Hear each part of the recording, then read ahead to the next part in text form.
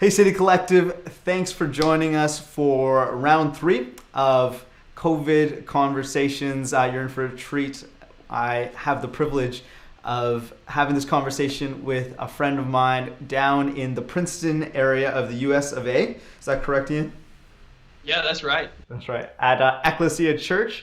They planted around a similar time as City Collective, so it's been fun to have conversations and see each other's journeys. But man of great wisdom, I think that he's going to be an encouragement for a lot of us today. But I'm just going to ask Ian if you could share a little bit about yourself, a little bit about your story, and what you feel like God's doing in your life right now.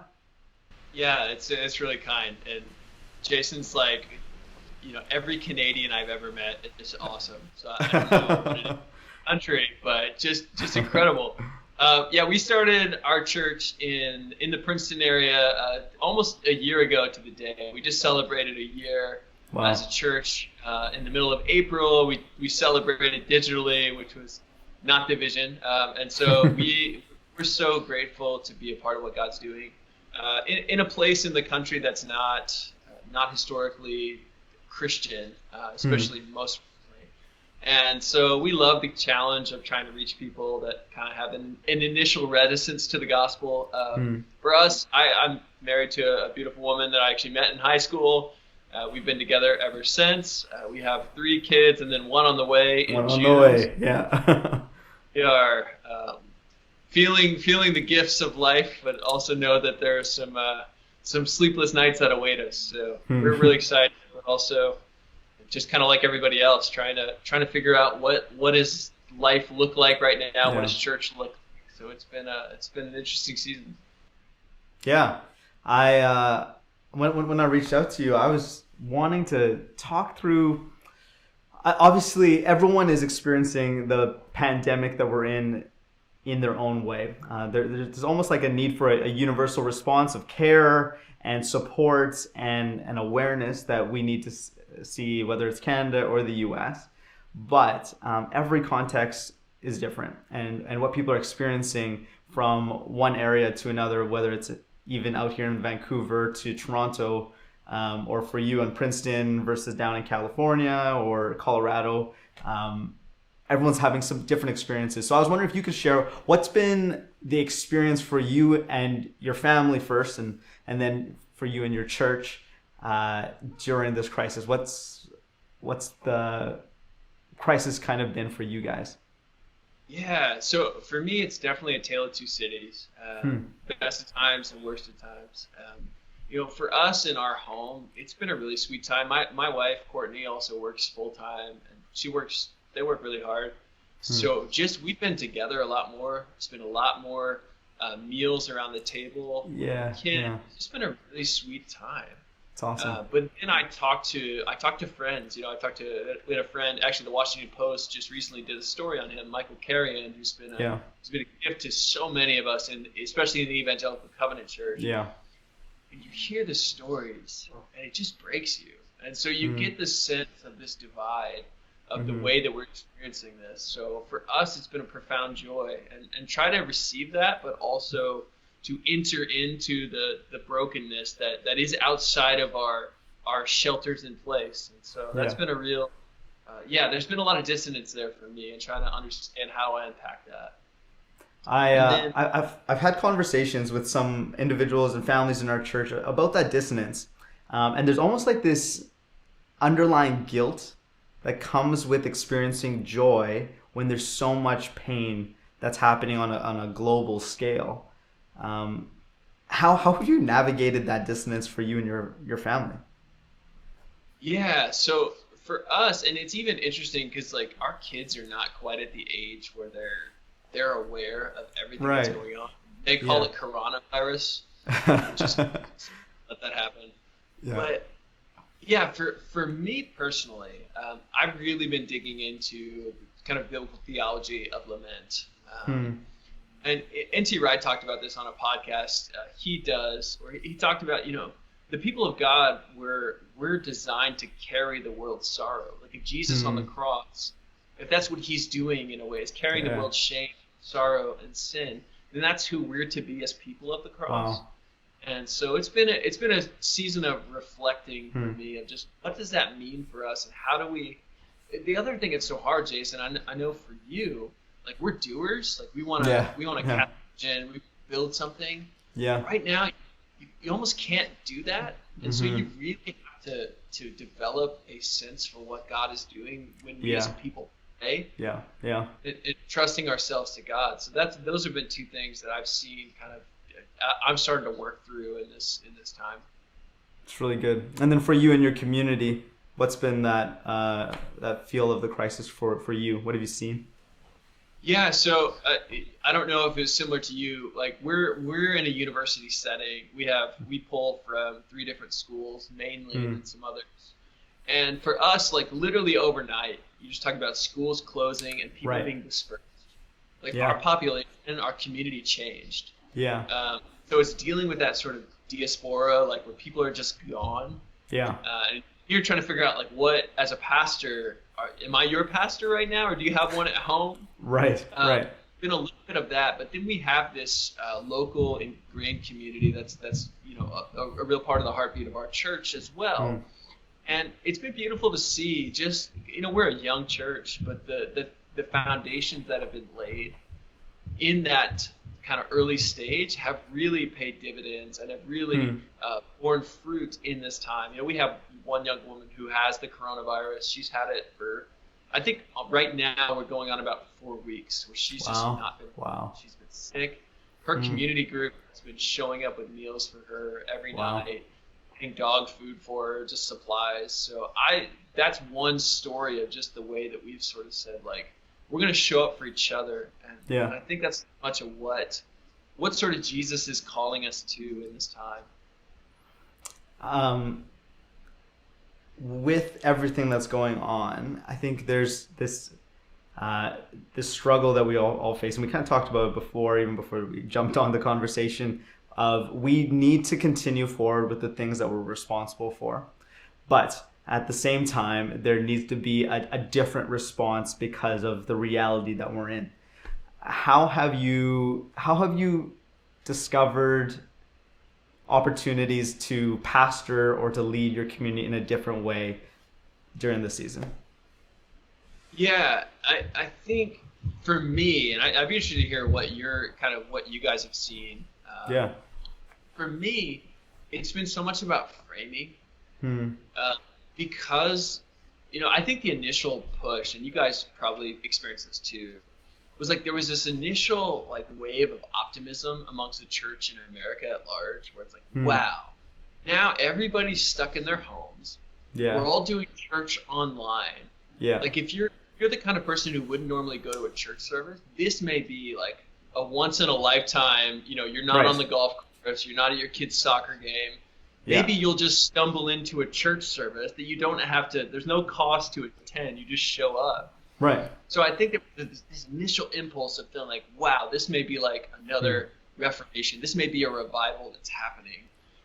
And I think there's probably a ceiling to that kind of thinking. I think we're starting to see, just the malaise that even sort of casts over the church as we're like, okay, this is life right now. Hmm. And so for me, it's been the framing and the picture that I really have given to our church, and that I feel like God has given to me, is that sense of the upper room. Hmm. Is that work is to come. Mhm. And what this pandemic and what its Wow. effects are, I think we don't really know the full extent of it. But Jesus is stealing us away. Wow. Is doing the work of formation in the church. Is teaching us what it means to remain in Him. Is teaching us Wow. about the Holy Spirit, about our love for one another, being a sign to the world of who He is. Yeah. But that's Yeah. so much more of what's on the forefront of my mind right now. How do we do that well? And so so much of it is communication, but also just framing for us. It's like having this narrative and understanding that we may be in a season where we can't see outside the walls and understand God might be doing outside of these spaces, but He's preparing us and paving the way in our hearts for us to be a different people on the other side of this. Mm-hmm. I think it's really powerful having having a mindset that sees the opportunity of the moment, but also doesn't move past the moment. And that's so difficult, the balance of that. You talked about lament, you talked about the idea of that upper room framing. And with the massive kind of ups and downs that we felt, there's like this a general traumatic experience that we're all experiencing, this collective traumatic experience that we're all managing or having to navigate in some manner. How have you done both lament, think forward, and also encourage in the present? I think that's been a really interesting thing for people, where they don't want to get too high, they don't want to get too far ahead of themselves, but how do you encourage yourself in this season, for you personally and for your family? Yeah, it's been an interesting tension. I think for me personally, I am much more prone to the lament side of things. You know, like in I don't know about in your city, but we have like people that are like, we're Princeton strong, and like all that kind of stuff. Like, Yeah. you can leave it. Like, I don't want any cliches or slogans thrown. And so I have to cultivate a heart of hope and joy. And that's sort of the beauty of the timing of all this. You know, all this happened in the midst of Easter. Yeah. If you think about crucifixion and resurrection and what it means to go at that cadence. And for me, like, yes, looking at the melancholy and understanding that God is with us in our pain comes quite naturally. But what God has done, what I've seen him begin to sort of bear fruit in my life personally, and then all of this just kind of transpires in the church as well. God has, helped cultivate a sense of joy and of hope.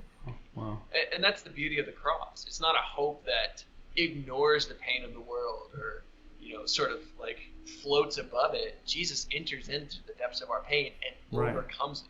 Right. And so that's been an interesting art for me personally, and just seeing like how do we exist as a people of hope and of joy in this particular moment. And it's been a powerful work that God's doing in me, that those kind of things, like I know you've seen as a leader, God does stuff in us that sort of prepare us to lead a people through that time, through that season.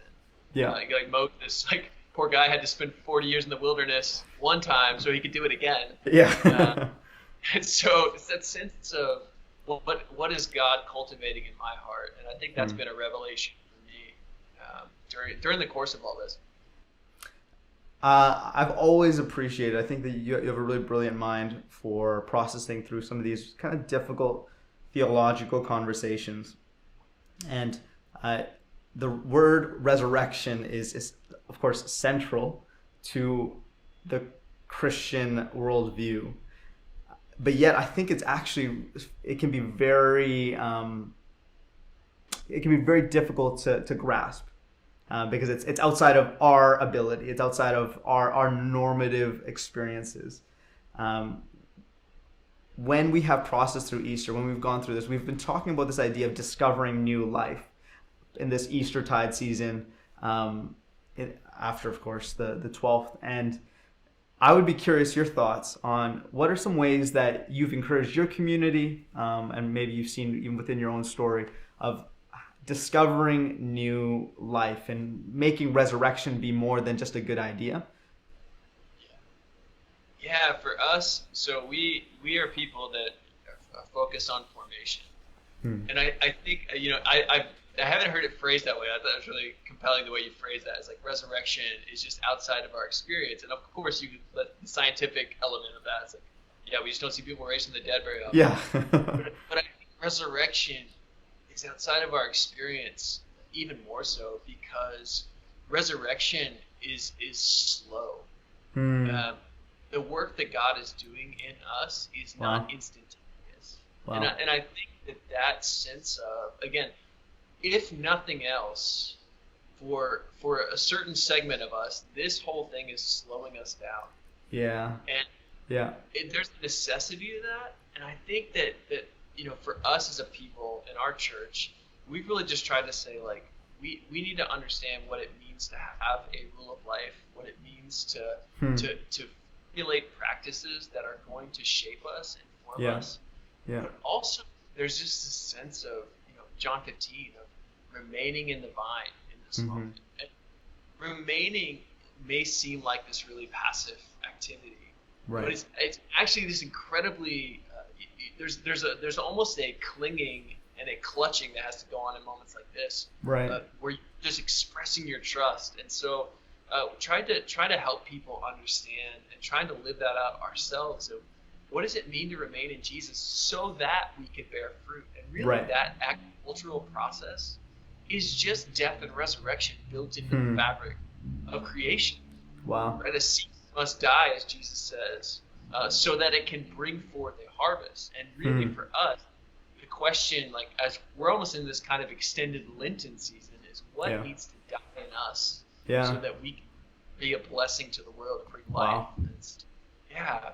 That's been so much of it for us in this kind of weird in between. I love that, the extended Lenten season of having something kind of die in us so that we can experience that fullness life and relay that to be able to show that and to live into that.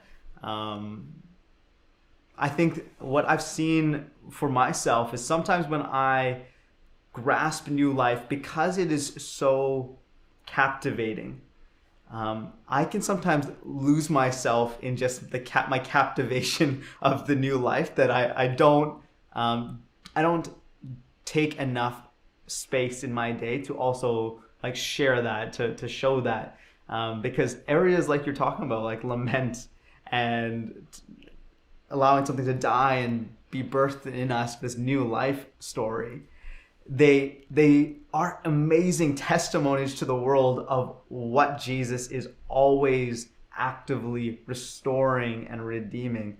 And I know I need to see that constantly take place in my life if I'm going to do anything that is remotely following the way of Jesus on a day-to-day basis. So I really appreciate that. For yourself as a pastor, I know that whether you're a pastor, whether you're a follower of Jesus, whether you're just a human being, we all have like these core tenets upon which we operate and we make decisions. Have you noticed during this time that any of those core tenets have been either challenged, shaken, or strengthened? Has something been like rocked or become more of a rock?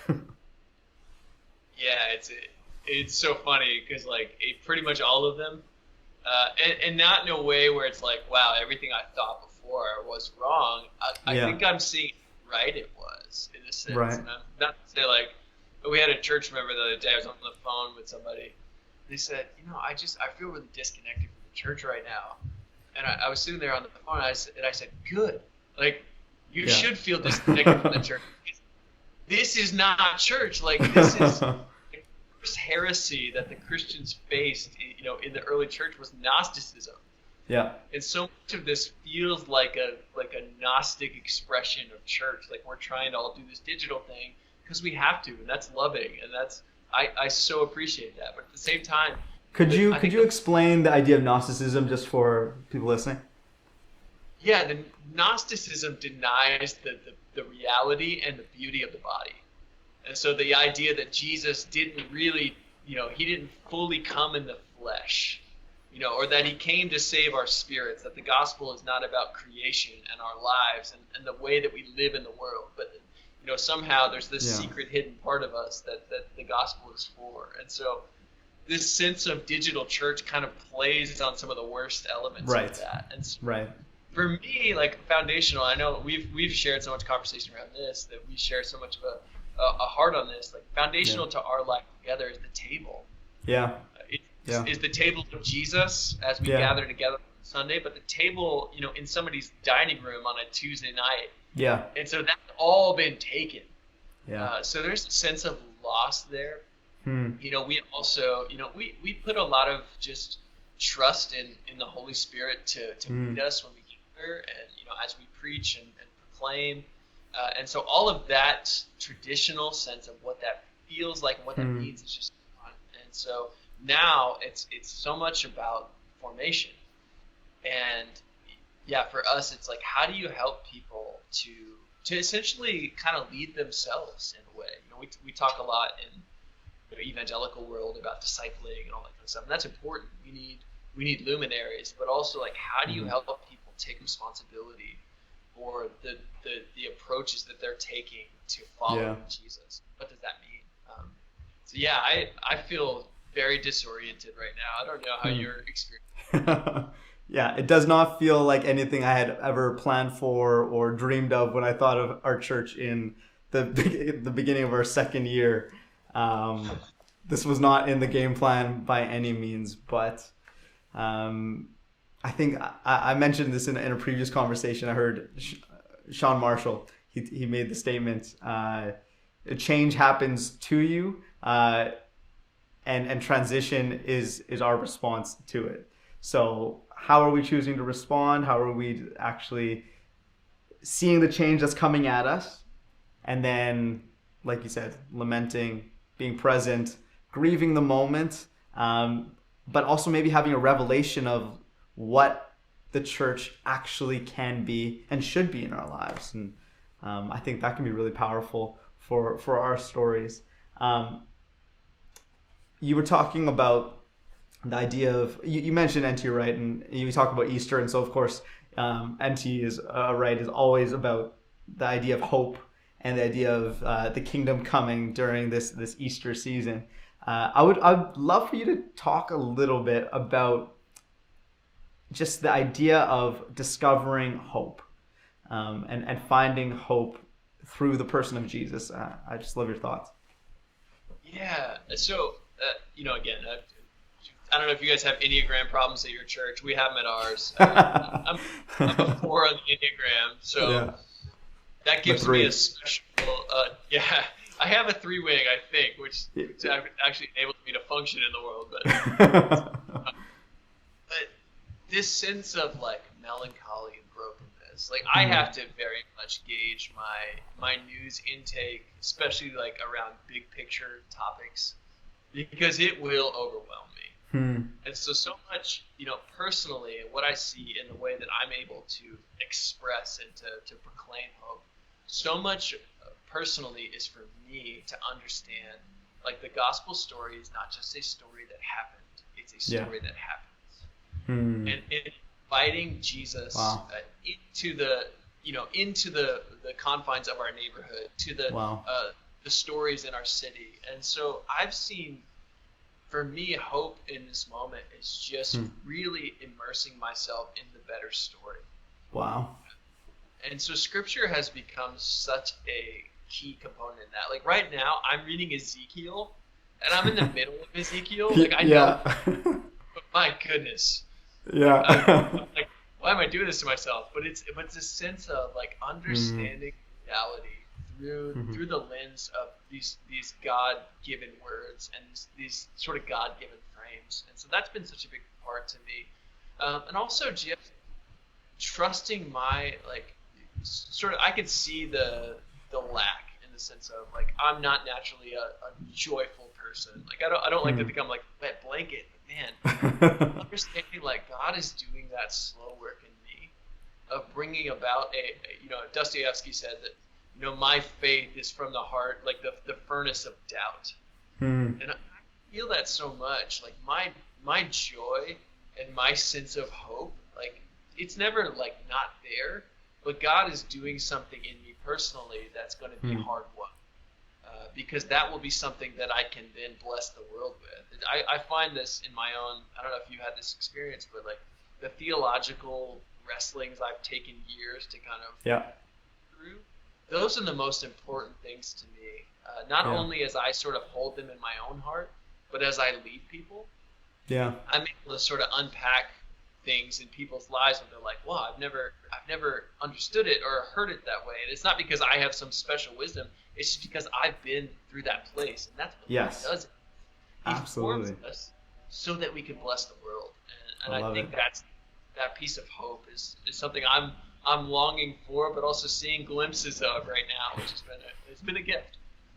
I 100% agree. The wrestlings that I'm still going through about the things of my faith and the inner workings of what I was just automatically assuming was right before, and then was confronted with the reality of maybe it's not exactly as it was always presented, and I just took it firsthand. That has been so necessary for me to lead and be who I believe God has called me to be, now and moving forward. That it's a constant renewing of the mind. It's a constant wrestling, knowing that God works all of it for incredible good. And on a side note, great hope, great joy comes it's Monday night for us. I think it's Sunday night for you guys when The Last Dance comes out on Netflix. So Yes. You guys have to wait till Monday? I know, it shows up on Twitter for me. I'm like, I have to stay off of Twitter now. I guess it's like you kind of know how it ends, but yeah, it's true. But I'm like, this character, they win.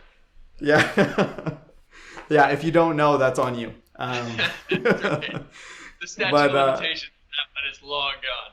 Yeah, exactly. No, this has been so good, so good.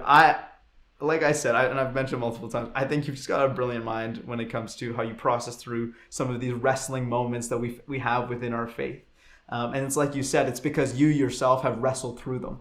And you've asked these questions and had hard conversations. If someone is watching today and you just know, and you would reflect upon your journey of wrestling, what would be like a piece of encouragement or just a thought that you would give to them if they're like, I'm just wrestling with my faith with God and I don't know where to go next, and I'm coming from so much? Yeah, the story that sort of is the foundation for all of this is the story of Jacob wrestling with God. Yeah. And there's a beautiful thing in that story. I don't know that God needed to wrestle a man all night. Yeah. Like the way that the fight ends, you would think like the old wrestling. I don't know if you used to watch wrestling with the finishing move. Just do the finishing move all the time. Yeah. Seems to work. And I think there's this sense of that God is not interested in the outcome of our wrestling so much as He's willing.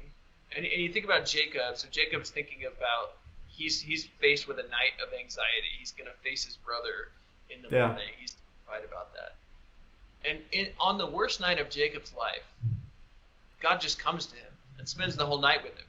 Now God meets him where he is. Jacob's a fighter and is not easily tamed. So Jacob doesn't need a nice cup of tea like God serves to Elijah later on. But God comes and He just spends the whole night until dawn with Jacob. Yeah. And I think that we often we work in outcomes, and I don't know if Canada is in the same space America is. America is so committed to just conclusions and is so bifurcated along these conclusions, where it's like, are you this or are you that? Yeah. And I think understanding uncertainty is okay, but not uncertainty for uncertainty's sake. You don't have to doubt anything. You don't have to constantly just be in this state of unknowing, but humility as a way to inviting God to be near to you, and He's gonna stay with you as long as it takes. And then the morning will rise, and you will see that He is God and you are not, and it's a gift. So surely the Lord is in this place. Jacob concludes at another spot, and I had no idea. Yeah. And I think for me, and I've seen this, in my own life and the lives of dear sisters and brothers that we've been able to walk with, it's just that freedom is so powerful. But the idea, like G.K. Chesterton says, the thought of an open mind is like that of an open mouth, that it should be closed upon something solid. That there doesn't have to be an endless questioning, but that within the questioning there is an endless God who meets us and walks with us. So I think humility, I think willingness to take the time and to take the attention. I think that's the other thing. It's probably a big wrestle for us, but also understanding that God, He's not eluding us. He's not teasing us. He'll come to us, and He will walk us through these things. It's powerful. So good. If for anyone who's watching, if you've enjoyed some of the things that Ian has had to say, I think that they're gold.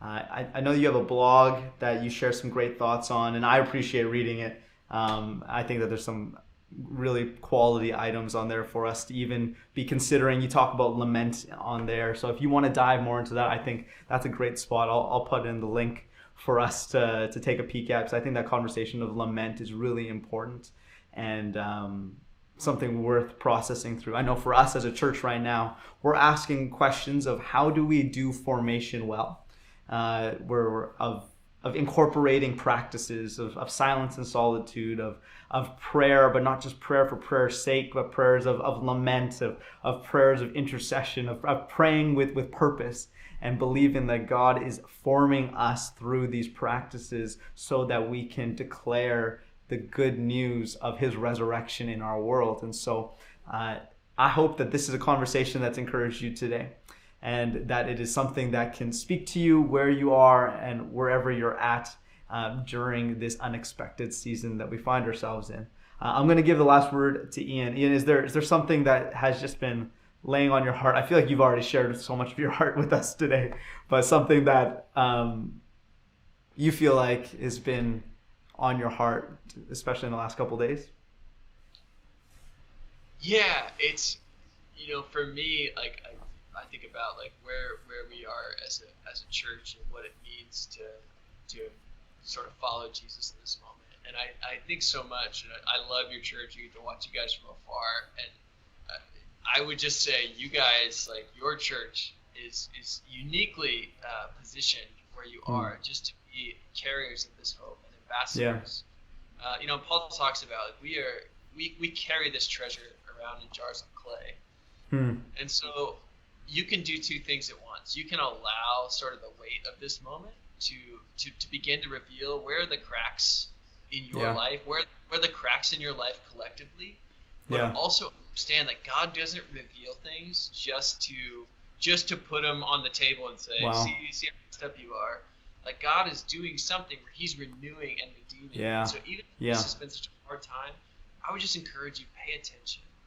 Pay attention to where it hurts. Pay attention to where, like, I don't know about you, but I found I had this impulse when I was feeling a hard emotion, like I would almost immediately reach for my phone. It was like quickest distraction of all. So whenever you're medicating that with, I would just encourage you, like, pay attention to what God might be saying to you, because out of that hard-won life, your church and your life personally is going to bless the world. And powerful. That's the gift that we have is to not only walk with God, but to be a blessing to our cities. And so I know you guys are pursuing that so well, and there's such a joy that's tangible, even from social media to your church. Amazing. What a gift! What a thing to be known for. I think about Barnabas, known as an encourager. Like, what a great moniker for the rest of times. Absolutely. Cool. This has been a blessing to me. Ian, I'm going to ask that you close us in a word of prayer. Just praying for everyone who's watching right now, for the communities that we represent, and just close us out. That would be wonderful. Yeah. Jesus, we thank you. We thank you for your presence, God, for your just patience with us. Jesus, not just the kind of patience that endures us, God, but the kind of patience that comes near to us and is gently and oftentimes slowly, but assuredly leading us on. So God, we pray that as we feel uncertain, God, as we feel like we don't know what's next, God, that we would just see that you are with us, first of all, and also you are not short on strength or on your ability to make a new day out of this moment. So God, I pray over City Collective. God, I pray over their heart and their vision.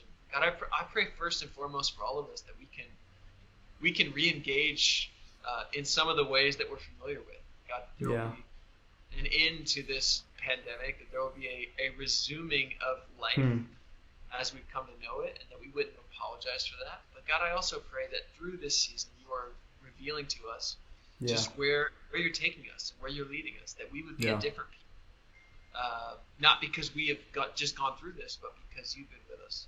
And so Jesus, I thank you so much for City Collective's joy. I thank you for Jason, God, and his heart, just the way he empowers people. And God, I just thank you so much for his leadership and for their church, God, and just so grateful to be a part of this big and beautiful kingdom together with them. Yeah. Jesus, thank you. We love you. In your name we pray. Amen. Amen. Amen.